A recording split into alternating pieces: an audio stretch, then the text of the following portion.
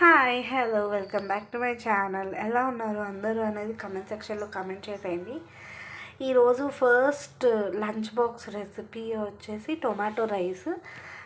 One of my favourite rice అనమాట. అంటే go to recipe. ఎప్పుడైనా ఏం తినాలని లేనప్పుడు ఈ టొమాటో రైస్ చేసుకుంటే చాలా చాలా బాగుంటుంది. సో చెప్పాను కదా, నేను నిన్న అప్డేట్ దాంట్లో చాలా సింపుల్గా క్విక్గా అయిపోతుందని గరం మసాలా దినుసులు తీసుకున్నాను అండ్ 3 మీడియం సైజ్ టొమాటోస్ తీసుకున్నాను అండ్ కొంచెం బటర్ అండ్ కొంచెం ఘీతో చేస్తున్నాను.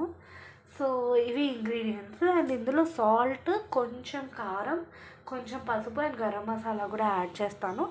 యాడ్ చేసేటప్పుడు చూపిస్తాను మీకు వీడియో అనేది. అండ్ నేను half cup rice already cook చేసి పెట్టుకున్నాను.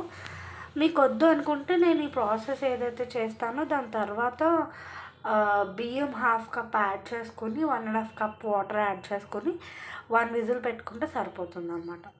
సో ఇంకెందుకు ప్రాసెస్లోకి వెళ్ళిపోదాం. సో నేను కొంచెం బటర్, కొంచెం ఘీ యాడ్ చేశాను. ఇందులో ఏవైతే గరం మసాలా దినుసులు తీసుకున్నానో అవి కూడా యాడ్ చేసేస్తున్నాను.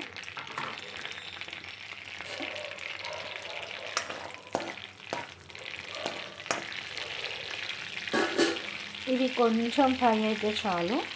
అండ్ ఈ టొమాటోస్ కూడా వేసేస్తున్నాను.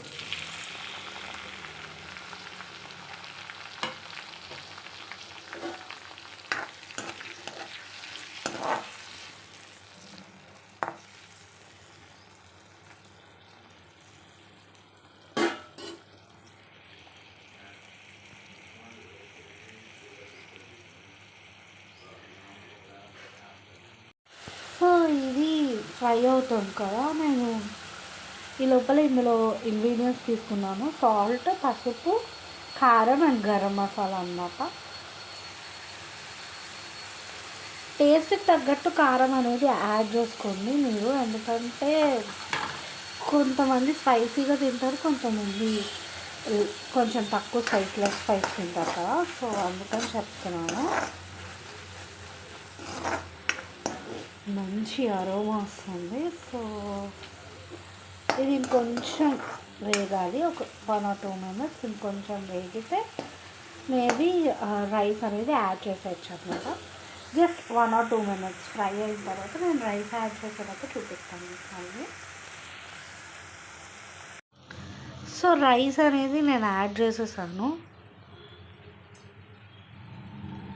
సో ఇప్పుడు మిక్స్ చేద్దాం.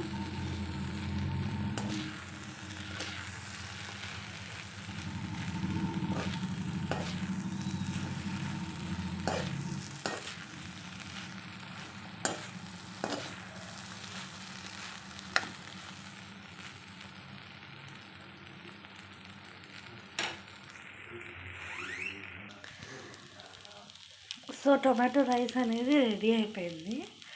సో ఇది బాక్స్లో కొంచెం చల్లారిన తర్వాత పెట్టుకోవడమే. అండ్ పెట్టేటప్పుడు టేస్ట్ చేయండి, సాల్ట్ కానీ ఏమన్నా తక్కువ అనిపిస్తే యాడ్ చేసుకోవచ్చు, లేకపోతే ఇలానే పెట్టేసేయచ్చు అనమాట.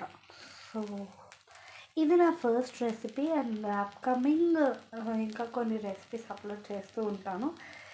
వీక్లీ 2 or 3 చేద్దాం అనుకుంటున్నాను నా వర్క్ షెడ్యూల్ని బట్టి.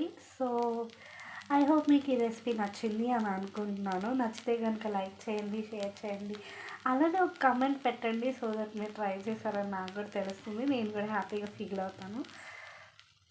సో ఇక్కడితో ఈ రెసిపీ ఎండ్ చేస్తున్నాను.